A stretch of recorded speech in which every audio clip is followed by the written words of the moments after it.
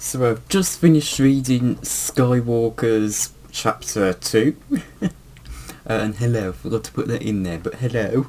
And I've just finished reading Skywalkers Chapter 2. Again, this is another bit of a long chapter, but then again all the chapters are quite long and appear long in this book. It's not actually that long, but they appear long. And we get to see I can't remember the name, and it's also it's a very complicated spelling as well, so I'm not even going to try and pronounce it. The spelling doesn't make sense, but that's what I mean by complicated. Anyway, we get to see Obi-Wan, the Clone Commandos, Clarimere and his daughter Kerry's, also Halagad, and I'm pretty sure I mentioned Obi-Wan and Anakin, didn't I? Making their way through the sky underworld to get to Mount Canitith, where Zeta Magnus is. And we get quite a few interactions in there. Again, this is one of those chapters where there's a lot in it, not a lot to talk about. And we also get to see that a bit of a softer side to Anakin, which I think we often forget Anakin has a softer side. Because it just doesn't seem very much to his character, but he does have that softer side, and we get to see him with Carrie's and how gentle she is. He is, with her. And we also get to see Carrie's and how, even though she's only 13, and she's getting older, of course, she still has that childlike excitement. And it's really sweet to see. We also get more Halagaz and Anakin, which continues to be hilarious to watch. It really is hilarious, Anakin and Halagad, because it's such a friendly but toxic friendship they have, and it's really funny to watch.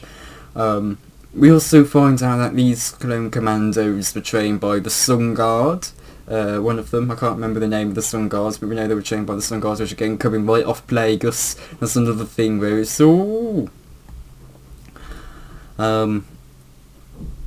we've also learned that there have been symptoms in some clone troopers of claustrophobia, which was suggested in the book to be maybe something from Jango Fett's DNA. So we also learned that Jango Fett may have been claustrophobic. We get a bit more background into Halagad's history as well. We learn the pain he has. We know there was something going on in the first chapter, but we didn't go too deep into it. But in this chapter, we get to learn a bit more about him. Then they get to a crystalline cave, and they fight off some pretty much what are just massive crabs that like to eat blood. And unfortunately, Clarimere dies, and Kerry's goes on a rampage on the crab that killed him. I envision them as a crab. They probably aren't crabs, but I envision them that way. And she goes on a rampage, and then Halagad tries to stop her. Which also, by the way, it is a long scene, that fight. It is a long scene. About just a description of the creature, I'm fairly sure it takes up about a page, maybe half of it, if we're being generous. So, I think it takes up about 3/4 of the page just to describe the creature. If it was on one page, but it's split into 2 pages because, of course, the positioning and all that. But the fight goes on for quite a while with the book. It goes on for quite a few pages. But anyway, once Halagad tries to stop Carrie's from going all out on the creature that killed her father.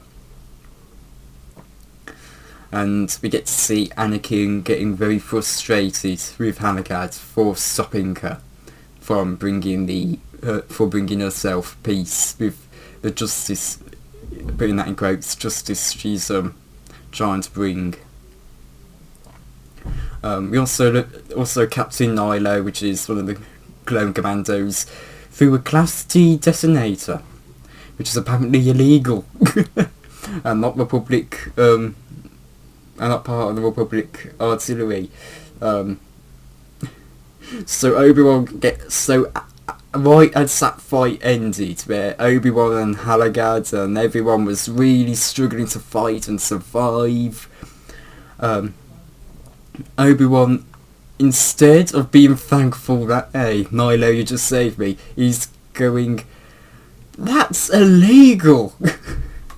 You think he'd be more thankful? If you think Obi-Wan should be thankful that Nilo saved him, but now he's reprimanding for him using illegal weaponry. But you know, in the situation they were in, where they were starting to get overwhelmed. I think they needed to use what things they had there, but again, to each their own. You know, if everyone wants to get angry, okay. I just found it a bit.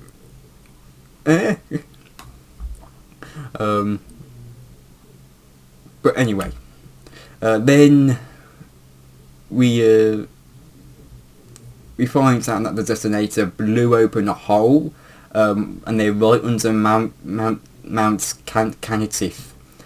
They really do go all out with the complicated names in these chapters. We've also got really funny names in really funny names in this book as well, such as Aragath or something like that, or Araga.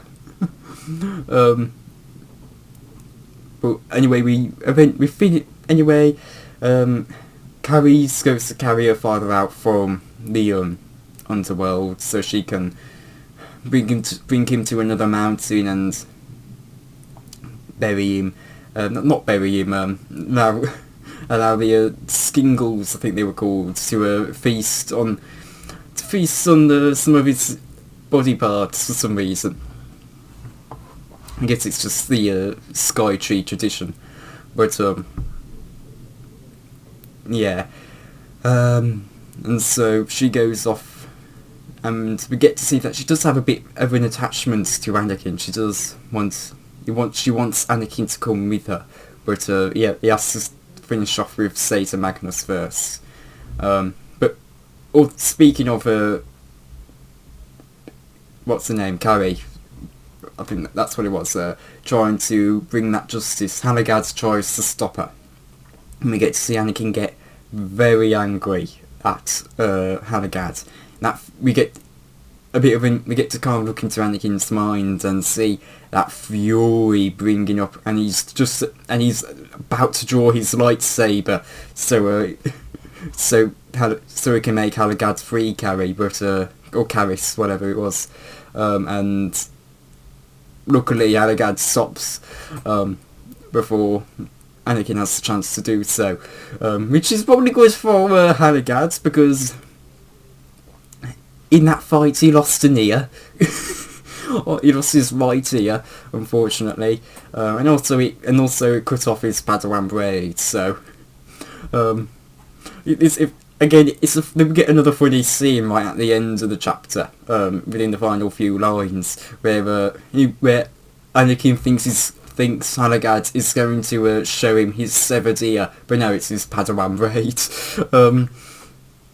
And goes right back to Halagad and Anakin's hilarious banter. They really are funny together. I think they're some of my favourite character pairings of Star Wars.